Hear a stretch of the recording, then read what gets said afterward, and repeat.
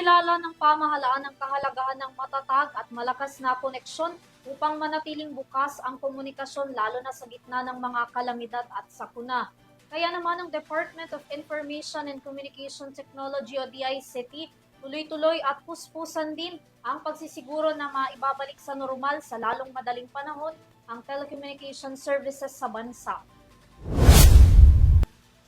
Batay sa pinakahuling datos ng DICT hanggang nitong Lunes ng umaga, 74% na ang Smart Telco Networks ang naibalik na, 71% dito sa Dito, 64% sa Converge, habang 54% naman ang naayos na sa Globe.